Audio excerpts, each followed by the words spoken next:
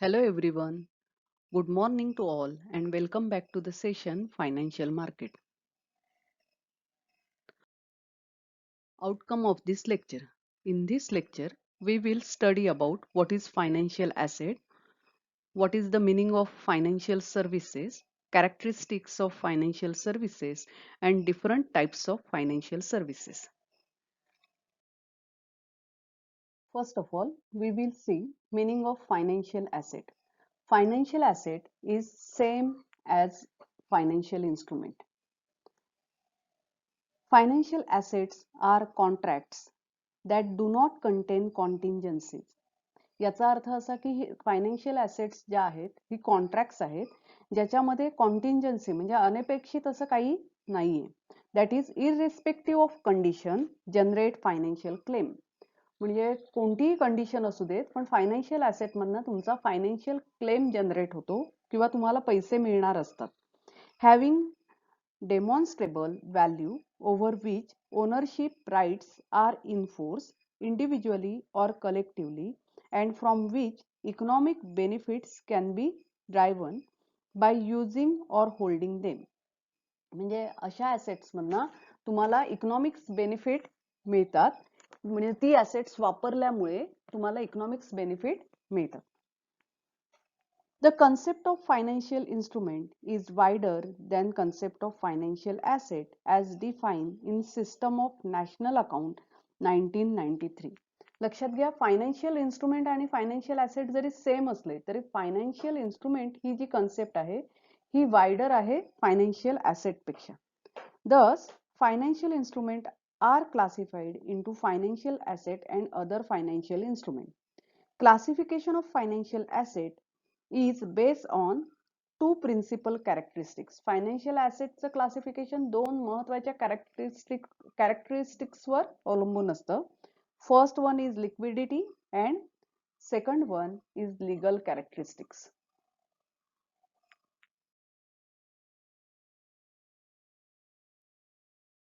Now we will see what is meaning of financial services.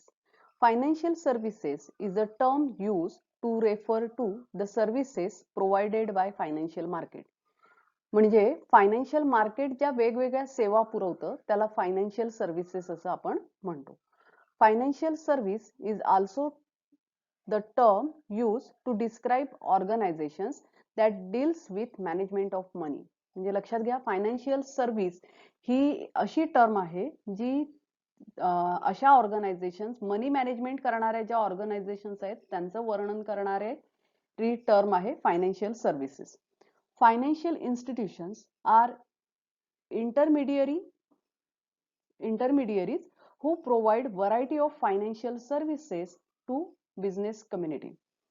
Financial institution हे मध्यस्थ आहेत जे बिझनेस कम्युनिटीला फायनान्शियल सर्व्हिसेस प्रोव्हाइड करण्याचं काम करतं. Now we will discuss about characteristics of financial services. Financial services have some characteristics as of those finances offered in economy. The first characteristics of financial service is intangibility. लक्षात घ्या intangible आपण accounts मध्ये पण tangible आणि intangible असा शब्द बघितलेला आहे. टँजिबल याचा अर्थ जे आपल्याला डोळ्याने दिसतं ज्याला आपण स्पर्श करू शकतो आणि इनटँजिबल म्हणजे जे डोळ्याने दिसत नाही किंवा ज्याला स्पर्श करू शकत नाही. तर फायनान्शियल सर्व्हिसेस या इनटँजिबल आहेत. Services are those which cannot be seen touch or heard. आपण त्याला जे आपल्याला दिसतं किंवा ज्याला स्पर्श करू शकतो त्याला गुड्स म्हणतो आणि सर्व्हिसेस कशा आहेत those cannot be seen touch or heard आपल्याला ऐकू येत नाहीत. They are intangible in nature. For financial services to be created and marketed successfully, financial institutions should provide them with good confidence. म्हणजे financial services ज्या आहेत त्या financial इन्स्टिट्यूशनने आत्मविश्वासपूर्ण रीतीने provide करणं अपेक्षित आहे. The next characteristic customer oriented. Financial services could be satisfactorily provided only when it studies need of its customer in detail. Financial service कधी provide केल्या जातात? ज्या वेळेला ग्राहकाच्या गरजा बघितल्या जातात आणि त्याला सॅटिस्फाय करण्यासाठी फायनान्शियल सर्व्हिस प्रोव्हाइड केल्या जातात. Only with the customer interaction new innovative services could be created and offer. लक्षात घ्या, ग्राहकाशी इंटरॅक्ट केल्यानंतर म्हणजे त्याच्याशी बोलल्यानंतर त्याच्या आपल्याला गरजा कळू शकतात आणि त्याच्यावरून आपण न्यू इनोव्हेटिव्ह सर्व्हिसेस क्रिएट करू शकतो आणि ऑफर करू शकतो. Cost maturity period, liquidity criteria could be decided only after interacting with customer. एखादी सेवा दिली किंवा एखादा माल पुरवला तर त्याच्यानंतर त्याची मॅच्युरिटी डेट, कधी पैसे द्यावे किंवा लिक्विडिटी क्रायटेरिया काय असावा, हे आपण कस्टमरशीच इंटरॅक्ट केल्यानंतर आपण ठरवू शकतो आणि म्हणून फायनान्शियल सर्व्हिसेस ह्या कस्टमर ओरिएंटेड असतात. Third characteristics, inseparability. Services are produce and consume at the same point. लक्षात घ्या, सर्व्हिसेस ज्या ठिकाणी प्रोड्यूस केल्या जातात त्याच ठिकाणी त्या कन्झ्युम केल्या जातात. It cannot be store and consume later on. सेवा आपण स्टोअर करू शकत नाही किंवा नंतर कन्झ्युम करू शकत नाही. Production and supply take place simultaneously, which demand for perfect understanding between financial service firm and their client. काय म्हटलंय? Production and supply take simultaneously. Production झालं की लगेच सप्लाय सुरू होतं. Which demands for perfect understanding between financial service firm and their client. म्हणजे आपल्याला क्लायंटच्या काय गरजा आहेत ते त्याच्यावरून कळतं. Fourth characteristics, perishability. Financial services have to be created and delivered at their target clients. To their target clients. They cannot be stored. मगाशीच आपण बघितलं की सर्व्हिस आपण स्टोअर करू शकत नाही. ज्याच्यासाठी आहेत त्याला त्या लगेच द्याव्या लागतात. They need to be supplied as per requirement of their customer. कस्टमरच्या रिक्वायरमेंट नुसार त्या सप्लाय कराव्या लागतात. The supplier should match between demand and supply. लक्षात घ्या, डिमांड आणि सप्लाय हे मॅच करणं या ठिकाणी अपेक्षित आहे. Last characteristics, dynamism. Financial services have to be dynamic in nature. म्हणजे वेगळ्या असायला हव्यात. They need to be change as per social needs. Dynamic म्हणजे नेहमी बदलणाऱ्या असायला हव्यात. सामाजिक गरजेनुसार त्या बदलायला हव्यात. Financial institution must be proactive in nature and involve new services by visualizing expectation of market. लक्षात घ्या, फायनान्शियल इन्स्टिट्यूशन ज्या आहेत या नेहमी प्रोएक्टिव्ह असायला हव्यात. कशासाठी? तर न्यू सर्व्हिसेस प्रोव्हाइड करण्यासाठी. मार्केटच्या गरजा काय आहेत, त्यांच्या एक्सपेक्टेशन काय आहेत, त्यानुसार त्यांनी वेगवेगळ्या सेवा पुरवणं अपेक्षित असतं. Here we will see different types of financial services such as banking, investment banking, venture capital, insurance, security brokerage, security trading, investment management, security analysis, financial planning. These are different financial services provided by financial institution. We will discuss some of these types of financial services in brief. The first one is bank. We are all familiar with banking system. Bank is an institution which accepts deposit from public and in turn advances loan by creating credit. लक्षात घ्या, बँका ह्या अशा institutions आहेत ज्या deposit accept करतात आणि लोकांना लोन देतात आणि क्रेडिट क्रिएशन करतात. बँकांचं हे वैशिष्ट्य आहे आणि क्रेडिट क्रिएशन कशा प्रकारे केलं जातं हे आपण आपल्या पहिल्या व्हिडिओमध्ये बघितलेलं आहे. It is different from other financial institution. Bank R such institution who has sole authority of creating credit by accepting deposit and making advances. Bank are the main participants of financial system in India. म्हणजे मुख्य घटक आहेत भारतातल्या financial सिस्टमच्या. त्या deposit accept करतात, loan देतात आणि हे काम करत असताना क्रेडिट क्रिएशन सुद्धा करतात. The banking sector offers several facilities and opportunities to their customer. All the banks safeguard the money and valuable and provide loans, credit, payment services such as checking account, money order, cashier's check, etc. लक्षात घ्या काय बँका करतात. Bank safeguard the money and valuables म्हणजे आपले पैसे सुरक्षित ठेवतात. तसंच आपले जे व्हॅल्युएबल्स आहेत, काही लोक आपले दागिने बँकेत नेऊन ठेवतात किंवा जमिनीची कागदपत्र बँकेत नेऊन ठेवतात. तर they safeguard the money and valuable, provides loan कर्ज पुरवठा करतात, क्रेडिट क्रिएट करतात, तसंच क्रेडिट पण प्रोव्हाइड करतात, पेमेंट सर्व्हिसेस देतात, जसं की तुमचं अकाउंट चेक करून देतात किंवा मनी ऑर्डर करून देतात, तुमची बिलं वेगवेगळ्या ठिकाणची भरून देतात, कॅशियर्स चेक देतात. Bank also offers investment and insurance product. लक्षात घ्या आपण बँकेत इन्व्हेस्टमेंट पण करतो आणि इन्शुरन्स प्रोडक्ट सुद्धा आता बँका आपल्याला प्रोव्हाइड करतात. The organized banking sector work within the financial system to provide loan, accept deposit and provide other services to their customer. Organize banking sector आहे हे काय करतं, तुम्हाला लोन प्रोव्हाइड करतं, डिपॉझिट ऍक्सेप्ट करतं आणि वेगवेगळ्या सर्व्हिस सुद्धा प्रोव्हाइड करतं. The next type of financial service is insurance. Insurance is the way of reducing your potential financial loss. म्हणजे तुमचं भविष्यातलं अपेक्षित असं जे लॉस आहे ते रेड्यूस करण्याचं काम, कमी करण्याचं काम इन्शुरन्स करतं. It can help cover the cost of unexpected events such as theft, illness or property damage. काय म्हटलंय, it can help to cover the cost of unexpected event. अनपेक्षित ज्या घटना घडलेल्या आहेत त्याचं जे लॉस आहे ते कव्हर करण्याचं काम हे करतं. जसं की चोरी झाली, आजारपण, प्रॉपर्टी डॅमेज झाली, तर ऍक्सिडेंट झालं तर तुम्हाला कव्हरेज देण्याचं काम करतं.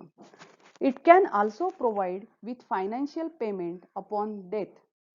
मृत्यूनंतर तुम्हाला आर्थिक मदत पण इन्शुरन्स कंपन्या करतात. Several insurance provide comprehensive coverage with affordable premium.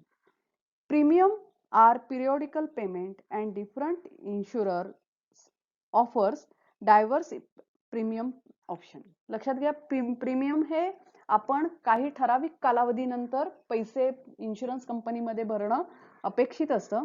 वेगवेगळ्या कंपन्या तुम्हाला वेगवेगळ्या प्रकारचे अफोर्डेबल प्रीमियम प्रोव्हाइड करतात. The periodical insurance premium are calculated according to total insurance amount. तुम्ही किती रुपयाचा इन्शुरन्स काढलाय त्यानुसार तुम्ही किती हप्ते द्यायचे हे कॅल्क्युलेट केले जातात. Mainly insurance is use as an effective tool of risk management. Insurance हे रिस्क मॅनेजमेंटचे एक इफेक्टिव्ह टूल आहे. As quantified risk of different volumes can be insured. लक्षात घ्या वेगवेगळ्या प्रकारची रिस्क आहे त्याचा इन्शुरन्स काढून देण्याचं काम इन्शुरन्स कंपन्या करतात. The next one is mutual fund. Mutual fund is an investment vehicle that allows several investors to pool their resources in order to purchase stock, bonds and other securities. लक्षात घ्या several investors जे आहेत त्यांचा fund, त्यांचा पैसा एकत्र आणून त्यांना स्टॉक, बॉन्ड्स आणि इतर सिक्युरिटीज खरेदी करण्याची संधी निर्माण करून देण्याचं काम म्युच्युअल फंड करतात. Mutual fund is an investment vehicle. जे लोक स्टॉक मार्केटमध्ये डायरेक्टली इन्व्हेस्ट करू शकत नाहीत किंवा ज्यांना स्टॉक मार्केटचं खूप ज्ञान नसतं अशा लोकांचा पैसा एकत्र आणून म्युच्युअल फंड तो स्टॉक मार्केटमध्ये इन्व्हेस्ट करण्याचं काम करतात आणि त्याच्यासाठी त्यांच्याकडे तज्ज्ञ असतात ज्यांचा स्टॉक मार्केटचा अभ्यास असतो. This collective fund refer to as asset under management. हा जो फंड गोळा केला जातो याला ॲसेट अंडर मॅनेजमेंट असं म्हटलं जातं. Are then invested in by an expert fund manager appointed by mutual fund company. आणि हा पैसा एक्सपर्ट फंड मॅनेजर कडनं म्युच्युअल फंड कंपनीमध्ये इन्व्हेस्ट केला जातो. Called as asset management company. म्हणजे ज्या कंपन्या हा पैसा इन्व्हेस्ट करायचं काम करतात त्यांना ॲसेट मॅनेजमेंट कंपनी असं म्हणतात. The combined underlying holding of fund is known as portfolio. लक्षात घ्या, या ॲसेट मॅनेजमेंट कंपन्यांकडे जो पैसा असतो त्याला पोर्टफोलिओ असं म्हणतात. Each investor owns portion of this portfolio in form of unit. प्रत्येक जो गुंतवणूकदार असतो त्याचा या पोर्टफोलिओमध्ये काही छोटासा भाग असतो.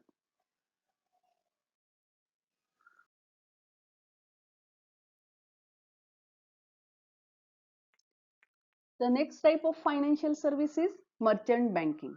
Merchant banking implies investment management. Company raise capital by issuing securities in market.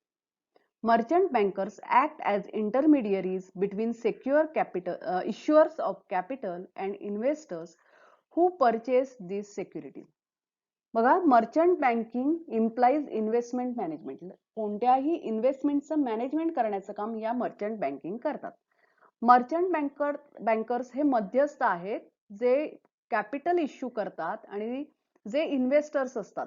इश्युअर्स of capital आणि इन्व्हेस्टर्स म्हणजे ज्यांना असे इन्व्हेस्टर्स ज्यांना सेक्युरिटीमध्ये इन्व्हेस्टमेंट करायची आहे अशांमधला इश्युअर्स आणि इन्व्हेस्टर्स यांच्यामधल्या मध्यस्थाचं काम मर्चंट बँकिंग करतात. Merchant banking is the financial intermediation that matches the entities that need capital and those that have capital for investment. बघा, मर्चंट बँकिंग ही एक फायनान्शियल इंटरमिडिएशन आहे जी ज्यांना कॅपिटलची आवश्यकता आहे आणि ज्यांच्याकडे कॅपिटल आहे अशा लोकांना जोडून देण्याचं काम करते. The services provide by merchant bankers include management of mutual fund. Merchant banker काय करतं, कोणत्या सेवा पुरवतं, तर म्युच्युअल फंडचं मॅनेजमेंट करतं. पब्लिक इश्यू मॅनेजमेंट पण करतं. Trust, securities and international fund या सगळ्यांचं मॅनेजमेंट करण्याचं काम मर्चंट बँक्स करतात. It involves dealing with corporate clients and advising them on various issues. Corporate clients म्हणजे मोठ्या मोठ्या कंपन्यांना काय करतात, सल्ले देण्याचं काम करतात वेगवेगळ्या इश्यूवर, like merger, acquisition, public issue या संदर्भात सल्ले देण्याचं काम या मर्चंट बँकिंग करतात. The next one is venture capital. Venture capital is a form of risk capital. हे एक रिस्क कॅपिटल आहे. In other word, capital that is invested in a project that is in this case business. म्हणजे जे एखाद्या प्रोजेक्टमध्ये capital invest केलं जातं त्याला व्हेंचर कॅपिटल असं म्हणतात. लक्षात घ्या, एखादा प्रोजेक्ट सुरू करतो तिथे रिस्कही जास्त असते आणि म्हणून याला रिस्क कॅपिटल असं सुद्धा म्हणतात. Where there is a substantial element of risk relating to future creation of profit or cash flows. म्हणजे ज्या ठिकाणी रिस्क जास्त आहे, म्हणजे भविष्यात प्रॉफिट मिळणार आहे, कॅश फ्लो होणार आहे, पण रिस्क जास्त आहे, अशा ठिकाणी इन्व्हेस्टमेंट केली जाते. Risk capital is invested as a share. म्हणजे शेअर्समध्ये ही इन्व्हेस्टमेंट असते, equity, rather than as a loan. कर्ज नाही तर इक्विटी मधली ही गुंतवणूक असते. The investors requires higher rate of return to compensate him from risk. लक्षात घ्या, व्हेंचर कॅपिटल हाय रिस्क आहे अशा ठिकाणी इन्व्हेस्टमेंट केली जाते. ही इन्व्हेस्टमेंट इक्विटी मधली असते आणि साहजिकच investors high rate of return अपेक्षित करतात किंवा they expect high rate of return. The next one is factoring. Factoring is a financial option for the management of receivables. लक्षात घ्या, फॅक्टरिंग ही एक सर्व्हिस आहे मॅनेजमेंट ऑफ रिसिवेबल्स. म्हणजे उदाहरणार्थ तुम्ही 11वीत असताना बिल्स ऑफ एक्सचेंज शिकलात. ज्या वेळेला एखादा माल आपण खरेदी करतो आणि 3 महिन्यांनी पैसे देणार असं आपण मान्य करतो, त्यावेळेला ज्याच्याकडनं माल खरेदी केला तो आपल्यावर बिल ड्रॉ करतो. हे ड्रॉ केलेलं बिल असतं, त्या बिलावर आपण सही करतो की 3 महिन्यानंतर अमुक तारखेला आम्ही पैसे देऊ. आणि ते बिल पुन्हा ड्रॉवरकडे पाठवलं जातं, म्हणजे ज्याने माल आपल्याला सप्लाय केला त्याच्याकडे पाठवलं जातं. पण त्याला जर लगेच पैसे हवे असतील तर तो काय करतो, बँकेत जातो आणि त्याचं डिस्काउंटिंग करतो. सेम फॅक्टरिंग ही तशीच सिस्टीम आहे जी रिसिवेबल्सचं मॅनेजमेंट करतं. म्हणजे हे एका बिलाचं मॅनेजमेंट नाही, तर तुमचे सगळेच रिसिवेबल मॅनेज करून देण्याचं काम या सर्व्हिस मार्फत केलं जातं. In simple definition, it is conversion of credit sale into cash. लक्षात घ्या, आपण क्रेडिट सेल करतो पण त्याचं लगेच कॅश मध्ये कन्व्हर्जन करून देण्याची व्यवस्था फॅक्टरिंग मध्ये उपलब्ध आहे. In factoring, financial institution factor buys accounts receivable of the company or client and pays off 80%, rarely up to 90% of amount immediately on agreement. लक्षात घ्या, अशी अनेक बिल ह्या ज्या फायनान्शियल इन्स्टिट्यूशन असतात त्या खरेदी करतात आणि लगेचच 80%, फार फार तर 90% पैसे इमिजिएटली पेमेंट करतात. Factoring company page remaining amount, that is balance 20% cost operating to the client when customer pays the debt. Collection of debt from customer is done either by factor or client, depend upon the type of factoring. The account receivable in factoring can either be for product or services. लक्षात घ्या, उरलेली जी रक्कम आहे ती bill पूर्ण जमा झाल्यानंतर क्लायंटला परत केली जाते. Forfeiting, forfeiting is the same as factoring. फरक काय आहे, फॅक्टरिंग हे डोमेस्टिक लेवलला केलं जातं आणि फोरफिटिंग जे आहे ते इंटरनॅशनल लेवलला केलं जातं. Forfeiting is the source of trade finance.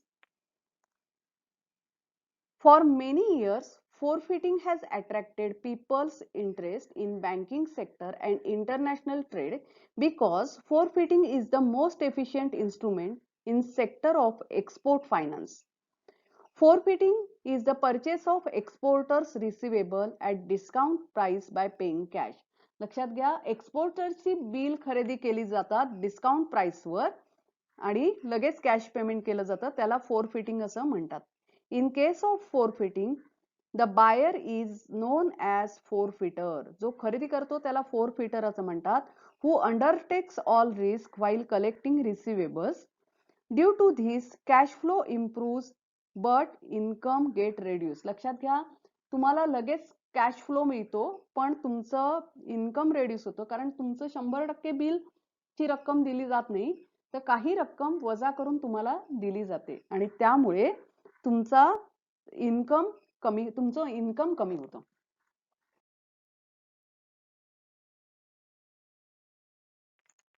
Financial services can be classified as fund-based services and fee-based services. We will discuss about in next lecture.